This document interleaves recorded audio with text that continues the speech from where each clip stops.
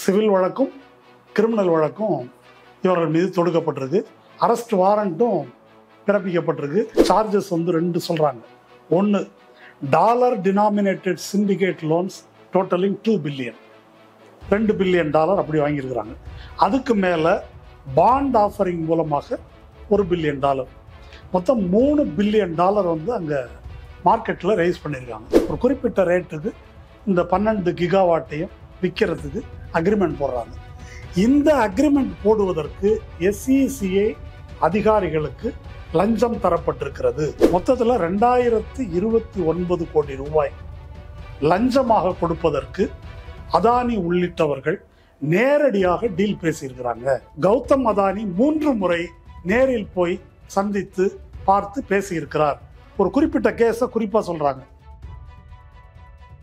எல்லா டேட்டாவையும் இவங்க எடுத்திருக்கிறாங்க. இந்த விசாரணை இத்தனால நடந்திருக்குது உள்ளார.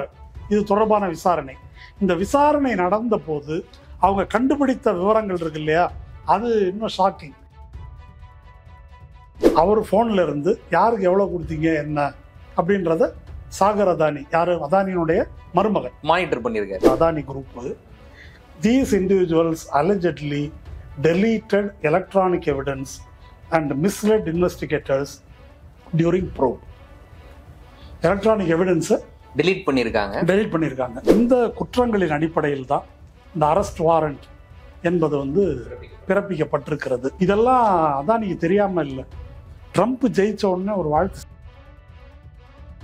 அதானி என்ற ஒரு முதலாளியினுடைய முறைகேடுகளை, கொள்ளையை பாதுகாப்பதற்கு வெட்கமற்ற முறையில் பயன்படுத்தப்பட்டிருப்பதை நம்ம இதுவரைக்கும் பார்த்துருக்கிறோம். இப்போ அமெரிக்க அரசு சார்பாகவே திரும்ப நம்ம அதானி அப்படின்னு அவரை மட்டும் குற்றம் சாட்டுவது வந்து நியாயமற்றது. இந்த மோதானின்னு சொல்றாங்க இல்லையா, மோடியும் அதானியும் வேறு வேறு அல்ல. சொல்லப்போனால் அரவிந்த் கெஜ்ரிவால் மொழியில் சொல்றதுன்னாக்கா, அதானிக்கு மோடி பினாமி இல்லை, மோடிக்கு தான் அதானி வந்து பினாமி.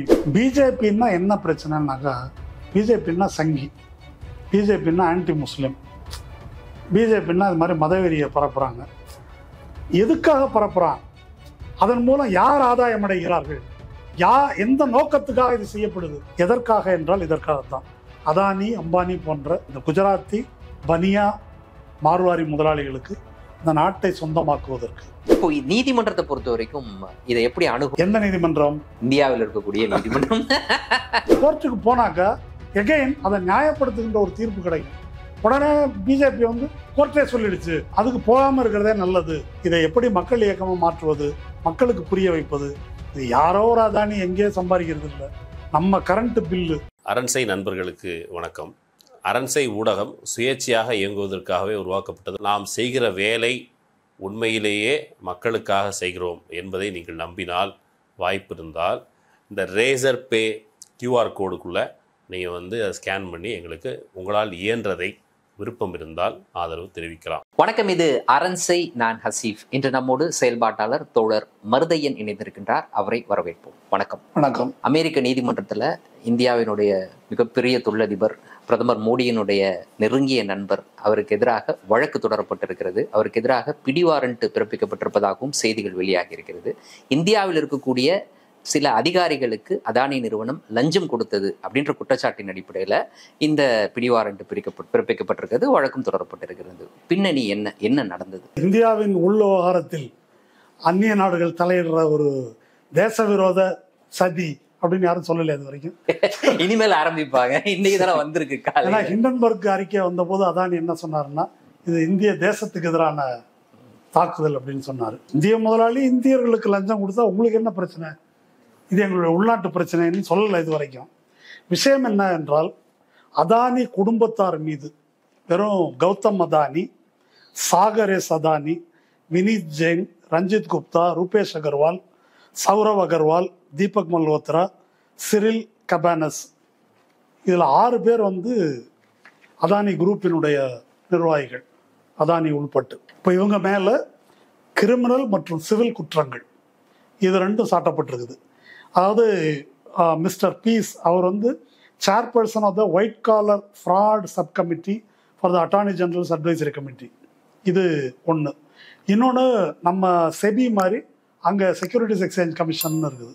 அவங்க எஃபிஐயிடம் கொடுத்து அது நியூயார்க் நகர போலீஸ் அவங்க வழியாக crime, securities and commodities fraud and international corruption units, இந்த 2 சிவில் வழக்கும் கிரிமினல் வழக்கும் இவர்கள் மீது தொடுக்கப்பட்டிருக்கு. அரெஸ்ட் வாரண்ட்டும் பிறப்பிக்கப்பட்டிருக்கு. அதுக்காக இன்டர்நேஷ்னல் போலீஸ் ஏஜென்சிஸ் இருக்கு இல்லையா, அவங்கள அணுகியிருக்கிறாங்க. இன்டர்போல். ஆமாம். என்ன வழக்கு அப்படின்னு சொன்னாக்கா, சோலார் பவர் யூனிட் ஒரு 1 கிகாவாட்டுன்றது 1000 மெகாவாட், 8 கிகாவாட் ப்ளஸ் ஒரு 4 கிகாவாட், மொத்தம் 12 கிகாவாட் சோலார் பவர் யூனிட்ஸ் இந்தியாவில் நாங்கள் இது பண்ணுறோம். இந்தியாவில் உற்பத்தி பண்ண போகிறோம். அந்த உற்பத்தி பண்ணுறதை solar energy corporation of India, இது மோடி அரசின் கட்டுப்பாட்டில் உள்ள, ஒன்றிய அரசின் கட்டுப்பாட்டில் உள்ள நிறுவனம். அவங்கள்ட்ட ஒரு குறிப்பிட்ட விலைக்கு நாங்கள் விற்க போகிறோம்.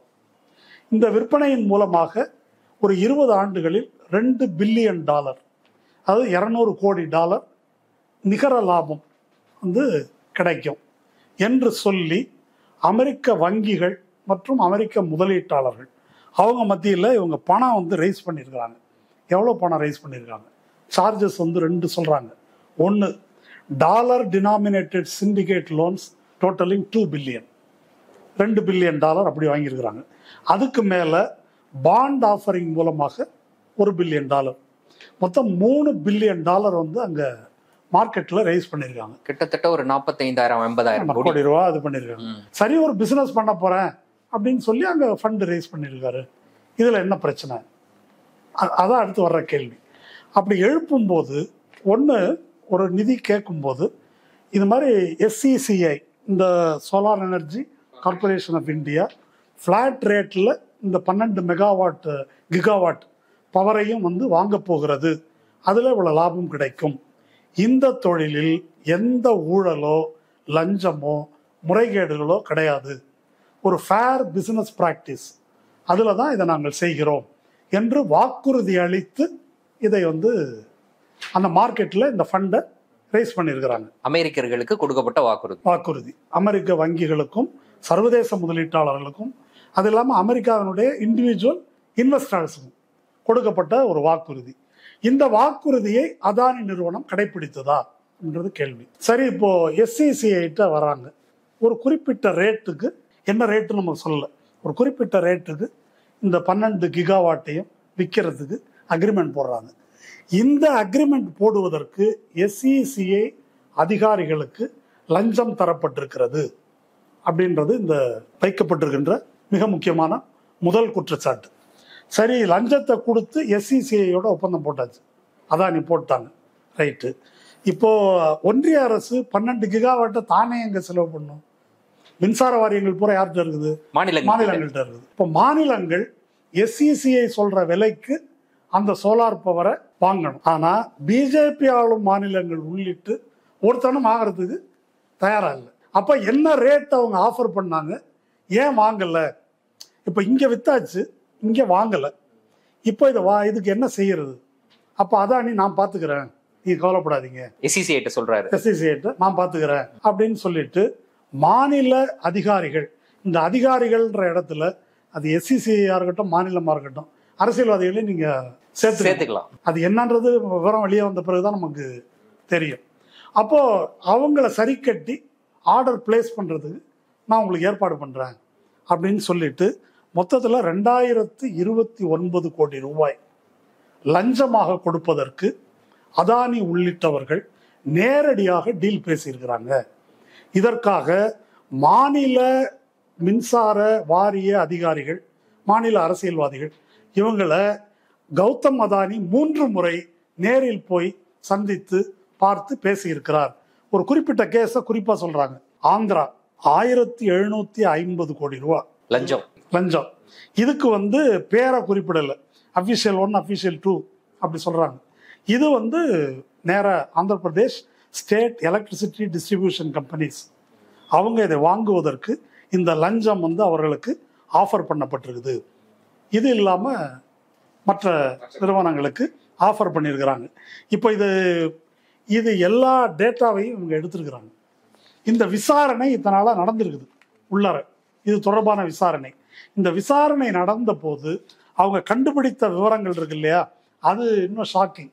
இந்த கரஸ்பாண்டன்ஸே எடுத்திருக்கிறாங்க. இப்போ அதானியினுடைய 2 நிறுவனங்கள், அதானி கிரீன், அசூர் பவர், இந்த 2 நிறுவனங்களின் சார்பாக எக்ஸ்டென்சிவாக இவங்க பலரை கான்டாக்ட் பண்ணியிருக்காங்க. For example, Sagar Adani used his cellphone to track specific details of bribes offered.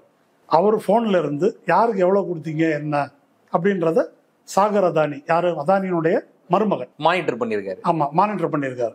அடுத்தது Vineet Jain used his cellphone to photograph document summarising bribe amounts. யார் யாருக்கு எவ்வளோ கொடுத்தோன்றத ஃபோட்டோ எடுத்து அதை ரெக்கார்டு, அது 2வது. 3வதா Rupesh Agarwal prepared and distributed other defendants multiple analysis using PowerPoint and Excel and summarised. இன்னும் ரொம்ப தொழில் சுத்தமா செஞ்சிருக்கிறாங்க. லஞ்சமா கொடுத்தாலும் அதுல ஒரு கணக்கு வேணும், அப்படின்னு ஆத்துல கொட்டினாலும் அளந்து கொட்டணும். ஜெயின் டைரின்னு ஒன்று வந்துச்சு நரசிம்மராவ் பீரியட்ல. அந்த ஜெயின் டைரியில் அத்வானி பேர்லாம் இருந்துச்சு. அவன் யார் யாருக்கு எவ்வளோ பணம் கொடுத்தான்னு டைரியில் குறித்து வச்சிருக்கிறான். அது நாங்கள் இல்லை, அவர் எதனா எழுதி வச்சிருப்பாரு அப்படின்னு சொல்லி முடிச்சிட்டானுங்க அதை. இப்போ இதில் இந்த டீட்டெயில்லாம் இருக்குது. இப்போ இந்த டீட்டெயில் அடிப்படையில் குற்றச்சாட்டுகள் என்ன, கீ அலகேஷன்ஸ். 1, ஃபால்சிஃபையிங் ரெக்கார்ட்ஸ். இதை இந்த மாதிரி ஆவணங்களை பொய்யாக தயாரித்து கொடுத்து முதலீட்டாளர்களை ஏமாற்றியது.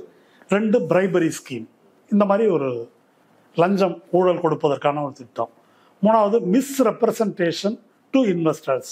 மிஸ்ரெப்ரசன்டேஷன்னா யோக்கியமாக தான் பண்ணுறான் பிஸ்னஸ்ஸு, இதில் ஒன்றும் தப்பு தண்டெல்லாம் கிடையாது அப்படின்னு பொய் சொல்லி பணம் முதலீட்டாளர்கள்லாம் திரட்டியது. அடுத்தது ஃப்ராடுலண்ட் ஃபண்ட் ரைசிங் எஃபர்ட்ஸ். இது அதே இன்னொரு ஆங்கிள் இருந்து சொல்கிறாங்க. 5வது, எஃபர்ட்ஸ் டு அப்ஸ்ட்ரக்ட் ஜஸ்டிஸ். இது ரொம்ப முக்கியம். SEC, FBI, US department of justice, இவங்க 3 பேரும் இதை புலனாய்வு செஞ்சுருக்காங்க. இவங்க என்ன பண்ணியிருக்காங்கன்னா, இந்த சம்மந்தப்பட்ட Adani group, these individuals allegedly deleted electronic evidence and misled investigators during probe. Electronic எவிடன்ஸை டெலீட் பண்ணியிருக்காங்க, அதிகாரிகளை தவறா வழி நடத்தியிருக்காங்க. ஆமா, இது இந்த டெலீட் பண்றதுன்றது என்ன, எவிடன்ஸை மறைக்கிறது. இது ஒரு அடிஷனல் குற்றம். இப்போ இந்த குற்றங்களின் அடிப்படையில் தான் இந்த அரெஸ்ட் வாரண்ட் என்பது பிறப்பிக்கப்பட்டிருக்கிறது. இப்போ இந்த அரெஸ்ட் வாரண்ட் ப்ரொசீட் பண்ணணும். இதெல்லாம் அதானிக்கு தெரியாம இல்லை. ட்ரம்ப் ஜெயிச்ச உடனே ஒரு வாழ்த்து செய்தி அதானி கொடுத்துட்டு, உங்க ஊர்ல $10 பில்லியன் நான் இன்வெஸ்ட் பண்றேன், அதுல 17,000 அமெரிக்கர்களுக்கு நான் வேலை வாய்ப்பு வழங்க முடியும், இதே ரெனியூவபிள் எனர்ஜில. ஆமா அப்படின்னு முன்னாலே ஒரு துண்டை போட்டு வச்சிருக்கிறாரு. அது என்ன ஆகுதுன்னு பார்ப்போம். இப்போ இந்த செய்தி வெளியே வந்திருக்குது. இதை எப்படி பார்ப்பது எனக்கு தெரிய, இப்போ அதானி ஊழல்ங்கிறது இப்போதான் நமக்கு தெரிய வருதா? அதான் ரொம்ப முக்கியமான கேள்வி. அதானி மீது தொடர்ந்து கடந்த 6-7 ஆண்டுகளாக பல சர்வதேச அமைப்புகள், பத்திரிகையாளர் அமைப்புகள் எல்லாமுமே ஊழல் குற்றச்சாட்டுகளை வச்சுக்கிட்டே இருக்கிறாங்க. அதுல ஒரு பகுதியா அந்த ஊழல் அப்படியா கடந்து போகுது அரசு அப்படின்ற ஒரு கேள்வி இருக்கு. இது குளோபலாக வெடித்த ஒரு விஷயம். ஹிண்டன்பர்க் 2 குற்றச்சாட்டுகள் சொன்னார். 1, அக்கவுண்டிங் ஃப்ராட். 2வது, ஸ்டாக் பிரைஸ் மேனிப்புலேஷன். இது 2 சொன்னார் இல்லையா? ஆமா. அப்போ ஸ்டாக் பிரைஸ் மேனிப்புலேஷன்ல மிக முக்கியமானது என்ன, கருப்பு பணத்தை ஒழிப்பதுக்காக தான் நான் பிறவி எடுத்து வந்திருக்கிறேன்னு சொல்லி மோடி அப்படிதான் பதவிக்கு வந்தார். ஆனால் அதானி வரி ஏய்ப்பு செய்த கருப்பு பணத்தை வரியில்லா சொர்க்கங்களான கேமன் ஐலண்ட், மொரீஷியஸ் போன்ற இடங்களில் வைத்திருந்து இங்கே ஒரு பப்ளிக் லிமிடெட் கம்பெனி 75% தான் ப்ரமோட்டர் அவருடைய பங்கு முதலீடு செய்ய முடியும் என்ற விதியை மீறி ஏறத்தாழ 90 முதல் 95 விழுக்காடு, மிச்சம் 20% அங்கிருந்து வினோத் அதானி அவங்க அண்ணன் மூலமாக அந்த முதலீட்டை செய்தார். அதன் மூலமாக செயற்கையாக அதானி பங்குகளின் மதிப்பை உயர்த்தி முதலீட்டாளர்களை ஏமாற்றினார் அப்படின்றதுதான் சாராம்சமா ஒரு ஒன்லைன்ல சொல்லக்கூடிய குற்றச்சாட்டு. இந்த ஹிண்டன்பர்க் குற்றச்சாட்டு வந்த பிறகு யாரோ ஒரு ஷார்ட் செல்லர் சும்மா அப்படி பண்ணிட்டாரு, அப்படி அல்ல. சிட்டி பேங்க் உள்ளிட்ட சர்வதேச வங்கிகள், முதலீட்டாளர்கள் உடனே அதானி இன்வெஸ்ட்மெண்ட்ல இருந்து வித்ட்ரா பண்ணாங்க. அதானி பங்குகள் வெகு வேகமாக வீழ்ச்சி அடைந்ததை பார்த்தோம்.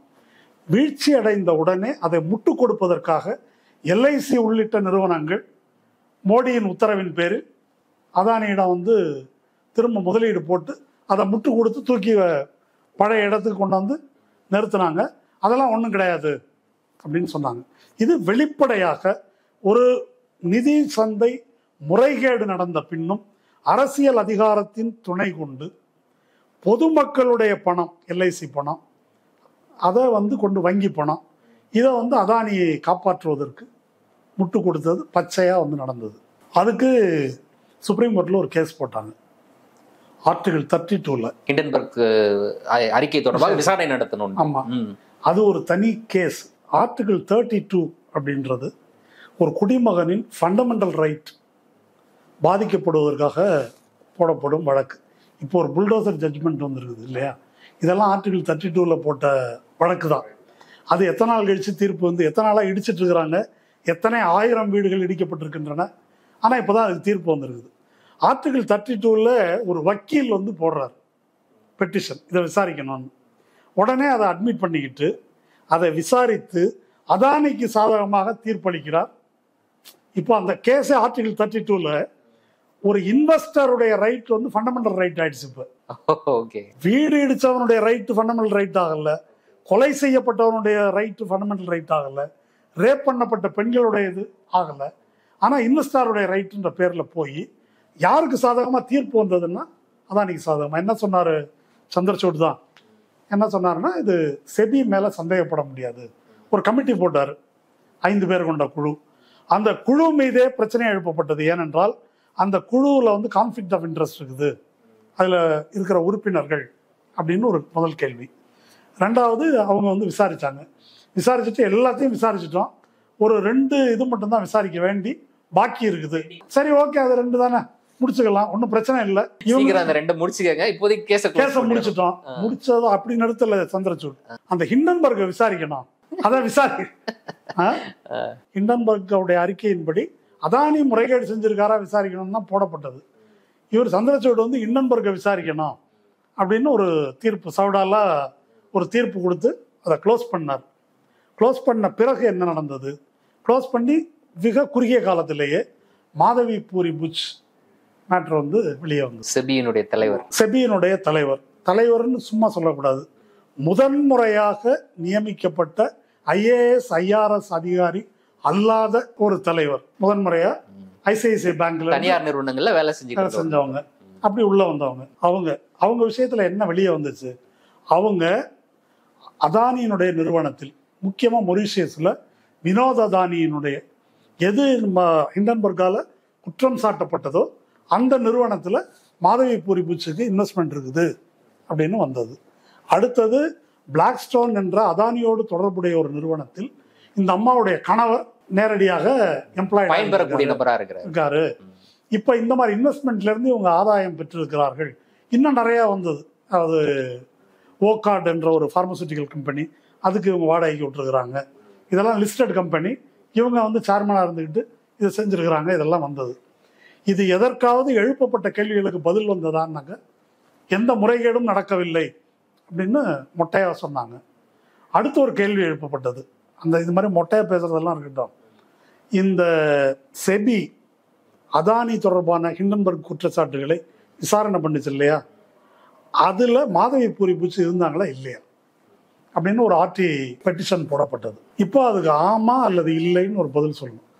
இப்போ அதானி இதை விசாரிச்சதுல அந்த கமிட்டியில் யார் இருந்தாங்கன்றதுல என்ன ரகசியம் இருக்கு? ஏன்னா இதுக்கும் செபி வந்து அந்த 2வது ஹிண்டன்பர்க் அந்த குற்றச்சாட்டு வந்த உடனேயே இந்த மாதிரி கான்ஃப்ளிக்ட் ஆஃப் இன்ட்ரெஸ்ட் இருக்கக்கூடிய அந்த விசாரணை நிகழ்வுகள்ல மாதவி பூரி புச் பங்கேற்க மாட்டாங்கன்னு அவங்க வெளிப்படையா சொன்னாங்க. அப்போ இதை சொல்லிடணும், இல்லை இன்னும் தான் பங்கேற்றாங்க அப்படின்னு சொல்றதுல என்ன பிரச்சனை? ஆனா அதுக்கு என்ன சொன்னாங்கன்னா, இந்த ஆர்டிஐ என்கொயரிக்கு பதில் தர முடியாது. ஆர்டிஐ என்கொயரியில் சில விஷயங்கள் ஏராளமான ஆவணங்களை தேடி தொழாவி கண்டுபிடிச்சு சொல்ல வேண்டியதாக இருக்கும், ரொம்ப சிரமம் பிடிக்கக்கூடிய, நாள் எடுக்கக்கூடியதாக இருக்கும். அந்த மாதிரி ஒரு பிரச்சனை இது. அதனால் இந்த பதில் சொல்ல முடியாது என்று ஆர்டிஐ இதுக்கு வந்து ரிப்ளை கொடுத்தாங்க. இப்போ இதை மொத்த தொகுப்பாக பாருங்க. இப்போ வந்திருக்கக்கூடிய இந்த ஸ்கேமை காட்டிலும் பல 100 மடங்கு பெரிய ஸ்கேம் வந்து ஹிண்டன்பர்க் குற்றச்சாட்டு.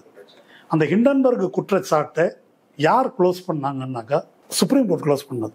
அதாவது இப்போ இந்த ஒரு பெரிய நேர்மையாளராக திறமைசாலியாக தன்னை சித்தரித்து கொண்ட ஒரு பெரிய மரபை விட்டு செல்வதா பெரிய பீலாலாம் விட்ட சந்திரசூட் அவர் தான் விசாரித்தது. அப்போ இந்த விசாரணை நடந்து இந்த விசாரணையின் முடிவு அதானிக்கு சாதகமாக இருந்தது என்பது மட்டுமல்ல, இதில் ரொம்ப முக்கியமான விஷயம், அந்த அதானி ஹிண்டன்பர்க் பிரச்சனை வந்த உடனே இந்தியா கூட்டணியை சேர்ந்த எல்லா கட்சிகளுடைய கோரிக்கையும் ஒரு கோரிக்கை, joint parliamentary committee. Joint parliamentary கமிட்டின்னா அதில் எதிர்க்கட்சிகள் எல்லாரும் பங்கேற்பாங்க, ஆளுங்கட்சி பிரதிநிதிகளும் பங்கேற்பாங்க. அதில் சம்பந்தப்பட்ட அனைவரையும், அதானி உள்ளிட்ட அனைவரையும் கூப்பிட்டு விசாரிப்பதற்கான அதிகாரம் அதற்கு உண்டு. அந்த அப்படி விசாரிக்கிறதுல வந்து என்ன தண்டனை கொடுத்துட போறாங்க அதெல்லாம் இல்லை. ஆனால் உண்மைகள் வெளியே வரும். உண்மைகள் வெளியே வருவதற்கான வாய்ப்பு வந்து அங்கே இருக்குது இல்லையா? அதை தடுப்பதற்கு ஒரு உத்தியாக இந்த வழக்கு பயன்படுத்தப்பட்டது. ஜேபிசி கேட்டபோது, ஜேபிசி என்ன ஜேபிசி, சுப்ரீம் கோர்ட்டை விசாரிக்குது, அது பத்தாதா உங்களுக்கு என்று சொன்னார்கள். ஓகே, இந்த மாதவி பூரி புஷ் பிரச்சனை கிளம்பின பிறகு பப்ளிக் அக்கவுண்ட்ஸ் கமிட்டி அவங்க வந்து மாதவி பூரி புஷை கூப்பிட்டாங்க. நீங்கள்லாம் என்ன கூப்பிட முடியாது, நான் வரலையே, அந்தம்மா ரிஜெக்ட் பண்ணாங்க. அவங்க வரலைன்னா பரவாயில்ல, உடனே பாஜக எம்பிக்கள் பொங்கி எழுந்தாங்க, இதெல்லாம் என்ன முறைகேடு அப்படின்னு. இப்போ இதை மொத்தமாக சம்ம பண்ணி பாருங்க. இந்தியாவினுடைய செபியா இருக்கட்டும் அல்லது சுப்ரீம் கோர்ட்டாக இருக்கட்டும், எல்லா நிறுவனங்களும் அதானி என்ற ஒரு முதலாளியினுடைய முறைகேடுகளை, கொள்ளையை பாதுகாப்பதற்கு வெட்கமற்ற முறையில் பயன்படுத்தப்பட்டிருப்பதை நம்ம இதுவரைக்கும் பார்த்துருக்குறோம். இப்போ அமெரிக்க அரசு சார்பாகவே இது வந்திருக்குது. இப்போ என்ன ஆக போகுது, இந்திய அரசை விலைக்கு வாங்கியதை போல அமெரிக்க அரசையும் அதானி விலைக்கு வாங்குவாரா இல்லை வாங்க முடியாதா என்பதை நம்ம வந்து பார்க்கணும். இப்போ வைக்கப்பட்டிருக்கக்கூடிய குற்றச்சாட்டுல இது வந்து மாநில மின்வாரிய இல்லைன்னா டிஸ்காம்னு சொல்லக்கூடிய இந்த மின் தொடர் அமைப்பு, அதை வந்து பகிர்மானம் செய்யக்கூடிய அந்த நிறுவனத்தை சேர்ந்த அதிகாரிகளும் இதற்கு உடன்பட்டு இருக்கிறார்கள், சம்மந்தப்பட்டிருக்கிறார்கள். தமிழ்நாடுடைய பேரும் அடிபடுது. தமிழ்நாடு, ஆந்திர பிரதேஷ், ஜம்மு காஷ்மீர் மாதிரியான மாநிலங்கள் தான் இந்த மின்சாரத்தை வாங்குவதற்கு ஒப்பந்தம் போட்டிருக்கதாங்க. அப்போ இங்க தமிழ்நாட்டிலையும் இப்படிப்பட்ட ஒரு விசாரணை நடத்தப்பட வேண்டிய தேவை இருக்கா இல்லையா? ஏன்னா இதற்கு முன்னர் இதே அதானி அதிகபட்ச விலையில நிலக்கரியை வந்து தமிழ்நாடு மின்சார வாரியத்தை விற்றார் அப்படின்ற ஒரு குற்றச்சாட்டும் இருக்கு. அந்த வழக்கும் வழக்காகவே இருக்கு. இந்த பிரச்சனை வந்தபோது கொஞ்ச நேரம் முன்னால தொலைக்காட்சி செய்தியில் பார்த்தேன், செந்தில் பாலாஜி ஒரு அறிக்கை விட்டுருக்காரு. கடந்த 3 ஆண்டுகளில் அதானியோடு திமுக அரசு எந்த ஒப்பந்தமும் இந்த மின்சாரம் தொடர்பாக எந்த ஒப்பந்தமும் செய்து கொள்ளவில்லை. ஃபைன், அது இப்போ பிரச்சனை இல்லை. ராம்நாட்டில் வந்து மிகப்பெரிய ஒரு சோலார் பவர் யூனிட் அதானி இது இருக்குது. அது ஏடிஎம்கே பீரியடில் தான் போடப்பட்டது இல்லையா? இப்போ இதோட இது சம்மந்தப்பட்டது. அப்போ இது குறித்து என்னன்றத அரசு வந்து வெளிப்படையாக அந்த விஷயத்தை அறிவிக்கணும் அல்லது அதுக்கு விசாரணைக்கு உட்படுத்தணும். ஒன்று. ரெண்டாவது, டான்ஜெட்கோ கோல் ஸ்கேம் என்பது ஏற்கனவே பெண்டிங். அதை வந்து இந்த ஓசிசிஆர்பி என்ற பத்திரிகையாளர் குழு இருக்குல்ல, இன்வெஸ்டிகேட்டிவ் ஜேர்னலிஸ்ட், அவங்கள தான் யாரோ சொன்னதுன்னு சந்திரசூடு. இதெல்லாம் வச்சுட்டு பேச முடியுமா? அந்த ஓசிசிஆர்பி தான் எப்படி அதிமுக ஆட்சியில் நிலக்கரியை வந்து தரம் குறைந்த நிலக்கரியை தரம் உயர்ந்த நிலக்கரி என்று பொய்யாக சித்தரித்து ஏறத்தாழ ஒரு $30 பெருமானம் உள்ள ஒரு டன் நிலக்கரியை $90 மேலே விலை வைத்து விற்றிருக்கிறார்கள். இதனால் கிட்டத்தட்ட 4000-5000 கோடி ரூபாய்க்கு மேலே டான்ஜெட்கோவுக்கு இழப்பு ஏற்பட்டிருக்கிறது என்பது எஸ்டாப்ளிஷ்டு. ஆனால் அது தொடர்பாக டிவிஎஸ்சி விசாரணை தொடங்கிவிட்டதா, இல்லை என்றால் ஏன் தொடங்கவில்லை என்ற கேள்வி இருக்குது. இது வந்து அதிமுக ஊழல் பற்றியது மட்டும் இல்லை, நேரடியாக அதானி ஊழலோடு தொடர்புடையது. தமிழ்நாட்டில் மட்டும் இல்லை மேட்ரு. இப்போ நேற்று 2ஆம் நாள் நியூஸு, பங்களாதேஷ் ஹைகோர்ட் ஒரு உத்தரவு போட்டிருக்கிறாங்க. அதானி வந்து ஜார்க்கண்டில் அனல் மின் நிலையம் வைத்து இங்கேருந்து கம்பி இழுத்து பங்களாதேஷுக்கு கொண்டு போய் அவங்களுக்கு மின்சாரம் 1500 மெகாவாட்டை என்னவோ விற்கிறதுக்கு ஒரு டீலிங். அது இப்போ மக்கள் எழுச்சி நடந்து ஹசீனா அரசு தூக்கி எறியப்பட்ட பிறகு அப்போவே அதற்கு எதிராக ப்ரொட்டஸ்ட்லாம் நடந்தது. அவங்க சொல்கிற பாயிண்ட் என்னென்னா, இங்கே பப்ளிக் செக்டார் யூனிட்ஸு இந்தியாவில் பவர் விற்கிறது விலையை போல 100 ரூபான்னா அது 170 ரூபா அல்லது 167 ரூபா, அந்த ரேஞ்சுக்கு எங்களுக்கு விலை வச்சிருக்கிறாங்க. இது எப்படி நியாயம் என்பது அவர்கள் எழுப்பியது. பங்களாதேஷ் ஹைகோர்ட்டு அதை பற்றி ஒரு விசாரணைக்கு உத்தரவிட்டிருக்குது. இப்போ உடனே மோடி அரசு இந்த பிரச்சனை, இந்த ஆட்சி மாறிய உடனேயே மோடி அரசு என்ன செஞ்சதுன்னாக்கா, பங்களாதேஷில் வாங்க மாட்டாங்கன்னு தெரிஞ்சு போச்சு. அதை இங்கேயே வாங்குறதுக்கு மோடி அரசு ஒரு சட்ட திருத்தம் செய்து அதுக்கு ஒரு ஏற்பாடு செய்து கொடுத்தது. அடுத்து ஸ்ரீலங்காவில் ஏற்கனவே கோல் இது மாதிரி அவங்க கூடுதல் விலைக்கு நம்ம பிரதமர் மோடியே புரோக்கர் வேலை பார்த்தார் என்பதை அந்த நாட்டினுடைய மின்சார வாரிய தலைமை அதிகாரி இருக்கார்ல, அவர் சொல்லிட்டு உடனே ராஜினாமா பண்ணிட்டார். நான் அப்படியெல்லாம் சொல்லலைன்னு சொல்லிட்டு டிசைன் பண்ணதை பார்த்தோம்.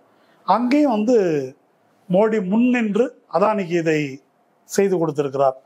அதனால இதை திரும்ப திரும்ப நம்ம அதானி அப்படின்னு அவரை மட்டும் குற்றம் சாட்டுவது நியாயமற்றது. இந்த மோதானின்னு சொல்றாங்க இல்லையா, மோடியும் அதானியும் வேறு வேறு அல்ல. சொல்லப்போனால் அரவிந்த் கெஜ்ரிவால் மொழியில் சொல்றதுன்னாக்கா, அதானிக்கு மோடி பினாமி இல்லை, மோடிக்கு தான் அதானி பினாமி. மோடி பணத்தை தான் அதானிகிட்ட கொடுத்து வச்சிருக்காரு அப்படின்னு கெஜ்ரிவால் சொன்னார். அதுபோல இது ஒன்றோடு ஒன்று இணைந்தது.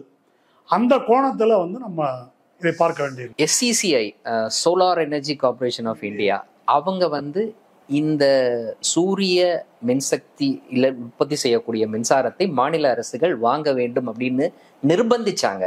நிர்பந்தத்தின் அடிப்படையில் தான் மாநிலங்கள்லாம் வாங்கியது. இதற்கு உதாரணம் சொல்லலாம். எப்படி நீங்க தேசிய கல்விக் கொள்கையை நீங்க ஒத்துக்கிட்டாதான் உங்களுக்கு ரிலீஸ் பண்ண வேண்டிய ஃபண்டெல்லாம் ரிலீஸ் பண்ணுவோம்.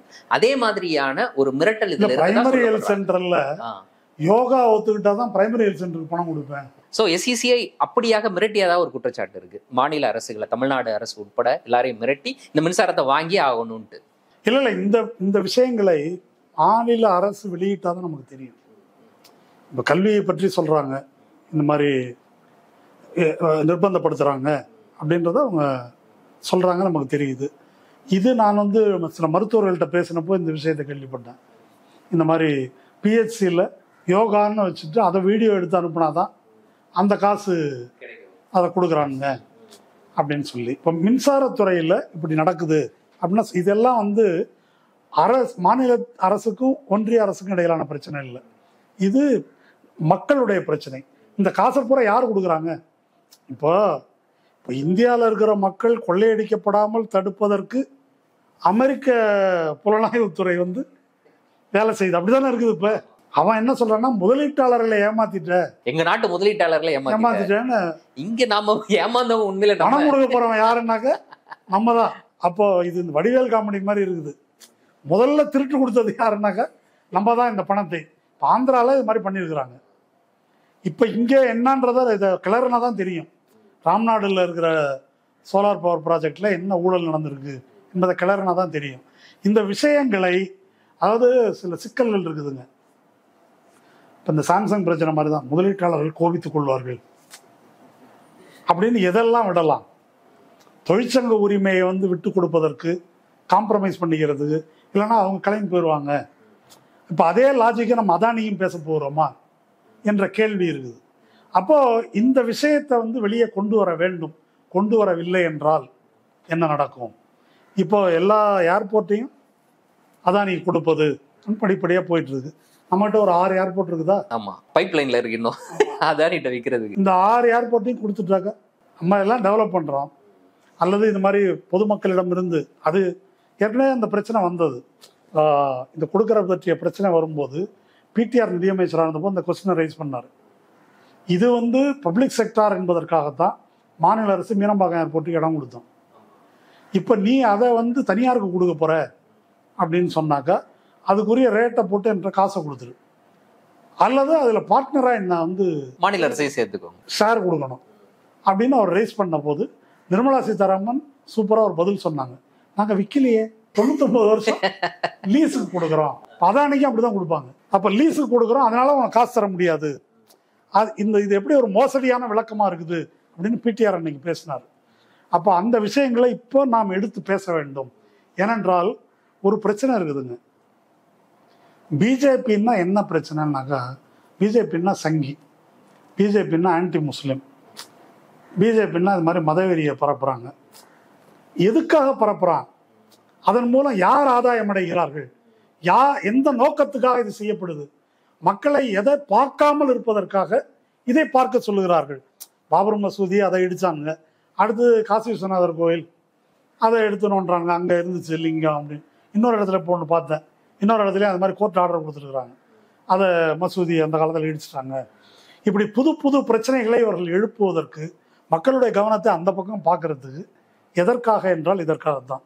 அதானி அம்பானி போன்ற பன்னாட்டு இந்த குஜராத்தி பனியா மார்வாரி முதலாளிகளுக்கு இந்த நாட்டை சொந்தமாக்குவதற்கு, அதற்கான ஏற்பாடு தான் இது. இதை அமெரிக்காக்காரன் கண்டுபிடிச்சு சொல்ல வேண்டி இருக்குது. இல்லை, நீங்கள் அமெரிக்கன் சொல்லும் போது தான் நம்ம தொடக்கத்திலே நீங்கள் எழுப்பின அந்த கேள்வியை தான் நான் இப்போ உங்ககிட்ட எழுப்புறேன். இப்போ இன்று இரவுக்குள்ள இல்லை நாளை காலைக்குள்ள எப்படியாக வலதுசாரிகளால் இது கட்டமைக்கப்படுமோ அப்படின்னு என்னால் யூகிக்க முடியுதுன்னா இது அமெரிக்காவினுடைய சதி. இல்லை, ஓசிசிஆர்பி இந்த ரிப்போர்ட்டை கொடுத்த போது இது ஜார்ஜ் சோரோஸால ஃபண்ட் பண்ணப்படுகின்ற நிறுவனம். ஜார்ஜ் சோரோஸுக்கு நம்மளை கண்டாலே பிடிக்காது.